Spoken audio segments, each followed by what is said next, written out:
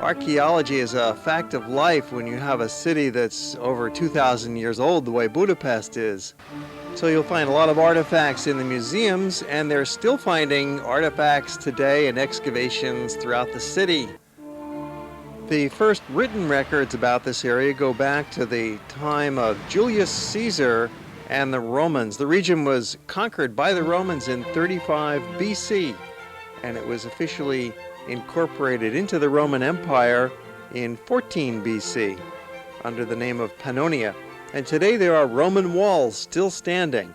You see the horizontal brick lines. That's a sure indicator this wall was built by the Romans, and so was this stone arch incorporated into the brick wall. There's a whole field of columns that have been re-erected right in the heart of town, surrounded by industrial and residential complexes. These two date back about 2,000 years to the time of the Romans. You see a typical Roman house platform structure there. Columns are in Doric or Corinthian, a variety of types of styles. When the Roman Empire began to disintegrate about the year 400, this area was invaded by Attila the Hun. We walk down this friendly lane near the ruins to connect up with another old part of town. It's like the original village structure of Budapest, still preserved today. Hungarian history is so complex and fascinating that for the next couple of minutes, while we show you more of the sights of town and listen to some more of the music from the restaurant Gypsy Bands, we're going to tell you more about some of the details of this Hungarian history. See here the housing of the middle class today in Hungary. Vast tracts of flats contrasted with the older style of housing that you find in the central part of town. So Hungary, conquered by the barbarians, by the Huns in the year 400. They occupied, different waves came through, the Vandals and the Goths came through. And then around the year 700, the Hungarians entered Europe. Nobody is exactly sure where the Hungarians came from. It was somewhere probably in Russia, southern Russia or eastern Russia, perhaps as far as Mongolia. The ultimate origins are still a bit of a mystery, but they did establish themselves in what is today Hungary. And they set up their society, their culture. They had a king. And finally, by the year 1000, with King Stephen, the nation was born. So now Saint Stephen is viewed as the founder of the country. The Hungarians continued in power for several hundred years. There was other invasions that came in from Mongolia that were repulsed. And so this medieval Hungarian society was able to develop quite nicely over a 500-year period. However, in 1526, the Turks invaded with an army of 80,000, and they conquered. The Turks took over for the next 200 years until 1699, and then the Habsburgs took over, and there was 200 years of peace and prosperity under the Habsburgs.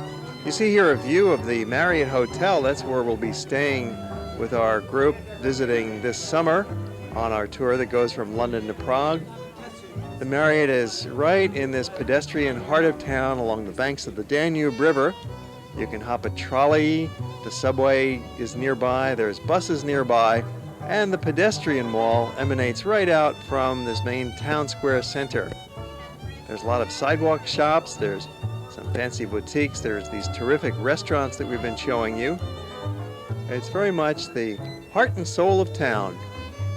So let's continue our look at Hungarian history in a nutshell. The Habsburgs came in at the beginning of the 18th century. So this was the time when Austria began to expand its sphere of influence, and we have the beginnings of the Austro-Hungarian Empire, particularly under the Empress Maria Theresa, who reigned from 1740 to 1780. That marked a time of great prosperity for the Austro-Hungarians, and Budapest became the second city of the empire next to Vienna.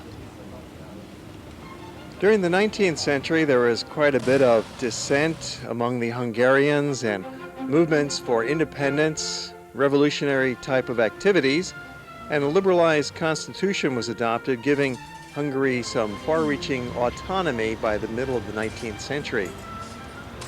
This funicular takes you up the hill to the old part of town, up to Buda. And here we have the old royal palace and the old town, the Hilton Hotel, the view of the chain bridge crossing the Danube River down below. You really should go on up this funicular when you're visiting Budapest. It gives you quite a sight. The history continues through World War I.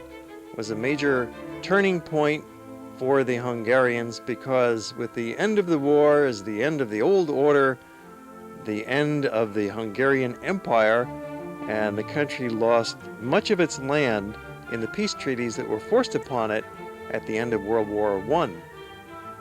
Between World War I and World War II, there was a period of some prosperity, artistic flourishing.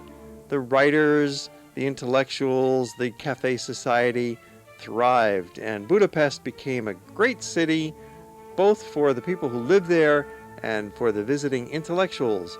With World War II, there was another disaster. Germany and Russia fought hand-to-hand in the streets of Budapest, destroying many buildings that have since been rebuilt in this modern style that you'll find sprinkled throughout the heart of town. Finally, the Russians won, the communists took over. 1956, there was an attempt at a revolution to free the people of Hungary. It was crushed by the Russian tanks. And then finally, by 1989, freedom was returned once again to the people of Hungary. It's now a free market society. It's a freewheeling place. Anything goes today in Budapest. And so it's a very dynamic society that's been undergoing tremendous changes throughout its history, making this a very exciting spot to visit. In many ways, it's more old-fashioned than Western Europe, and yet it's changing and modernizing at a rapid pace. It's a great time to visit Hungary today.